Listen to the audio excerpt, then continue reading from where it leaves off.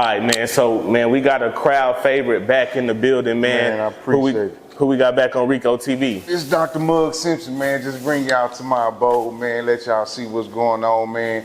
Just, just overwhelmed by the feedback of everybody tapping into Rico TV. Y'all go subscribe. Y'all go check it out. Y'all check out everything we dropping on y'all because it's going to be straight jewels. Right. Okay. All right. So, man, the very first question I have for you, bro, something we didn't really touch on in the last interview, and I didn't really just get, we had kind of went right to Meadowbrook Underground, but let's talk about your childhood, bro. Okay. Like, let's go 0 to 15 or whatnot. What side of town were you born on? Or So, I'm born in Steubenville, Ohio. okay, That's really like a country town. Okay. It's real small. Everybody related to everybody. What else could I say? And it's the slums. I had took somebody to go to Ohio with me to go visit my grandmother, and took her around the whole city, and she had tears in her eyes, bro. really? Like, do people really live here? Like, how can they really stay here?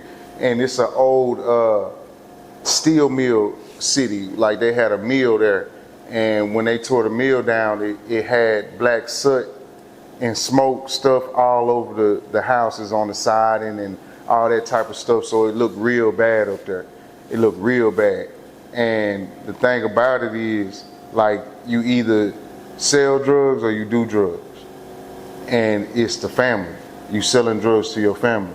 So the family gonna stay doped up, and then the family gonna stay paid up, because that revolving door. that's what it is. You get what I'm saying? Right. So we were fortunate to get out of that because my dad was in the church and my mother were in the church. So we ended up following our church to Fort Worth, Texas. I was 4 years old. Okay. That's interesting. So Yeah. you originally from Ohio then? Yeah, I'm originally from Ohio, Steubenville, Ohio. Okay. You kind of answered the question on how y'all kind of got to Fort Worth. So when you were 4, you came to Fort Worth. Do you remember that time? Do you remember, like, what it was like moving from somewhere like that to somewhere like here, Fort Worth? Man, like, it was a culture shock. Cause it was like, I'm used to living in houses or apartment complexes that you walk in the building and it's really that door right there and that door right there and that door right there, that door right there. So a 4-story like duplex or complex is what we would live in there. And like the next door neighbor is like right next door, not no yard, none of that. Right. You get what I'm saying? So coming down here and seeing grass and seeing just, cows and just, stuff like that, it was a culture shock for me, like, wow. Right. It's really more out here. And it was cool because, when we went back home, we used to go back home every summer because my dad had got a job at American Airlines, so we could fly free. So for the whole summer, they'd send us back to Steubenville, Ohio. So we'd be like the kids who we ride horses for cars. They asking all these questions like that. Y'all live in Texas for real? It be horses in the street and stuff like that. They really thought this, and it was funny because it ain't nothing like that. We really lived a better life than they was living, and we got to see and experience things that if I grew up where I'm originally from, I'd probably be dead. Wow. Yeah, I'd probably be dead. Wow. Okay.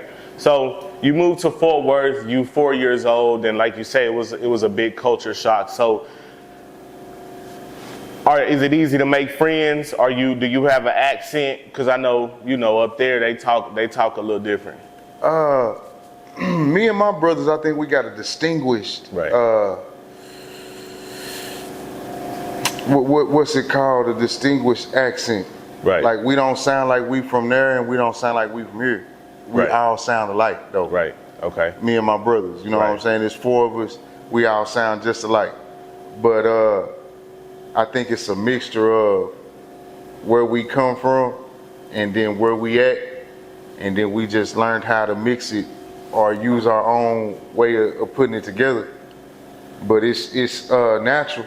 It ain't no, like, we ain't trying to do nothing. Facts. Okay, so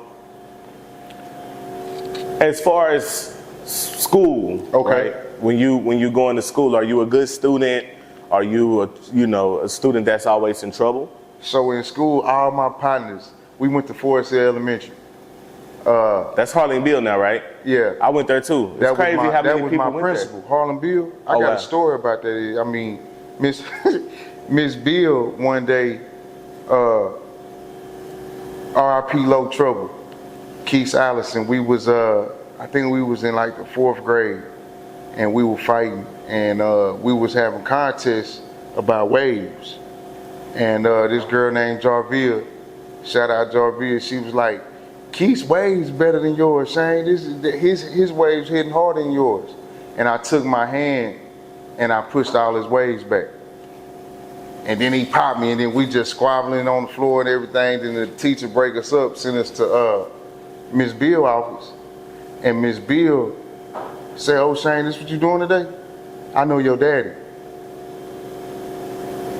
She put me in her car and took me home to my dad down the street from Forest Hill Elementary, Shamrock Lane.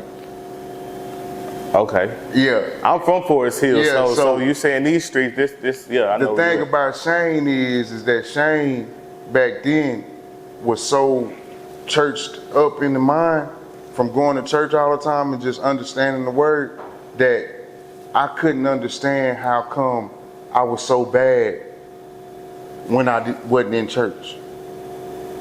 Okay. I couldn't understand why I was in school cussing, messing with little girls. I'm doing everything, fighting. But my daddy, a whole minister, we go to church for real. Like, and I'm not ashamed of it either, because we in school and you'll see Shane at the playground with all the Dricos, Tick, man, Ferran, all of us at school, and I'm reading the Bible. I'm telling them what I learned in church. But I still had to show them that I was as street as y'all. You see what I'm saying? So that's what I was kind of trying to live up to, and I couldn't understand how I was living a double life at As 6, 7, 8 years old as a kid. That's crazy. So let's talk about that for a minute. You say your father was or is a minister. Okay. So you said you had a pretty good understanding of the word even at that age. Right. How were you able to grasp that stuff at that age? Because I know for me, I still right now have questions. You know? Right. But I think it's special, and it speaks to how well you were able to even articulate it to us in these interviews, that it seems like you just have It's a gift for sure. It's a gift for sure. And the thing is that I don't try to use it to shame other people. I try to see how can I do this correctly. How can I really be doing this correctly? So that was my whole thing. Like, am I faking? Am I a hypocrite? I start understanding what the people would say about the church. You get what I'm saying? Because as soon as I go to school, I'm talking about Sunday at church, I'm going to really get it in with God.